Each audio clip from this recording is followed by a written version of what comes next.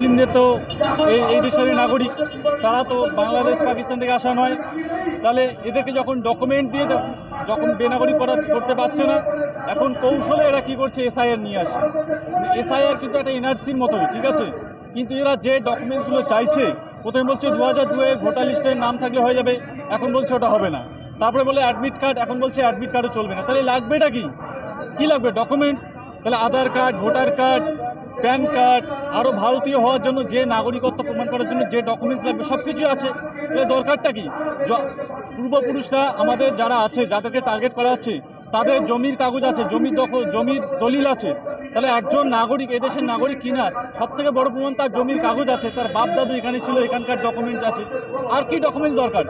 এখন যখন তারা ডকুমেন্টসে পেরে উঠতে পারছে না, এখন বলছে লজিক্যাল ডিসক্রিপেন্সি। এই লজিক্যাল ডিসক্রিপেন্সি কথাটা হচ্ছে একটা কৌশলী কথা, কিছুই নেই এখানে, অসঙ্গতি। তো আপনি দেখুন, আমাদের যারা বাপ দাদা ছিলেন তাদের কাগজে প্রচুর ভুল আছে, ছিল, সবাই জানে, এবং সেটা মুসলিমদের নয়, হিন্দুদের আছে। মল্লিকের জায়গায় মণ্ডল, ঠিক আছে, লাল, একজনে দেখলাম মালামাল হয়ে গেছে, মানে নাম হচ্ছে মালা রায়, হয়ে গেছে মালামাল, হিন্দু। তাহলে এই যে ভুল আছে, এটা সংশোধন হবে, কিন্তু তাই বলে আপনি তার ভোটার অধিকার কেড়ে নেবেন, তিনি ভোট দিতে পারবেন না, এটা সম্পূর্ণ প্রহসন। এবং বিজেপির হয়ে যে ইলেকশন কমিশন অফ ইন্ডিয়া একটা বড় গণতন্ত্র রক্ষা করার একটা মর্যাদাপূর্ণ একটা জায়গা, সেই জায়গাটাকে তারা নষ্ট করছে। আপনি বলুন, যে দেশের নাগরিক খেতে পাচ্ছে না, তারা মাঠে ঘাটে কাজ করে খায়, তারা এখন কাগজ কলম নিয়ে দৌড়াচ্ছে, কোথায় কি তারা নাগরিক কিনা, মানে প্রশ্নবিদ্ধ হয়ে যাচ্ছে, তা আমি নাগরিক কিনা। অথচ তার জমির কাগজ আছে, তার মাটি ভিটে, যে মাটিতে, যে ঘরে তাদের পূর্বপুরুষরা, দাদুরা কাজ করে আসছে, যে থেকে আসছে, হঠাৎ করে তারা বেনাগরিক হয়ে গেল। এগুলো মূলত উদ্দেশ্য হচ্ছে ভোটের আগে কিছু, বিশেষ করে মুসলিম ভোট টার্গেট, কিন্তু এদের মুসলিম এলাকা। মুসলিম ভোট যদি কমানো যায় তাহলে কী হবে?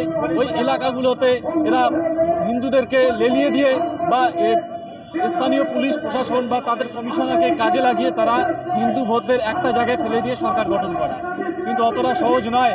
আবার একটা প্রমোশন দেখুন, এরা এআই দিয়ে কাজ করাচ্ছে। আর মানুষের এত কর্মসংস্থানের অভাব, আপনাকে এআই দিয়ে কাজ করাতে হবে?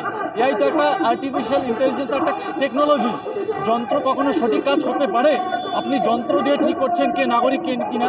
6 ভাই বোন হলে আপনি হিয়ারিংয়ে পাঠাচ্ছেন, অথচ নরেন্দ্র মোদী 6 ভাই বোন, অমিত শাহ 7 ভাই বোন, যোগী আদিত্যনাথ 7 ভাই বোন। তাহলে তাদেরকে আগে বেনাগরিক করুন, তাদেরকে আগে হিয়ারিংয়ে পাঠান। কত বড় সাহস!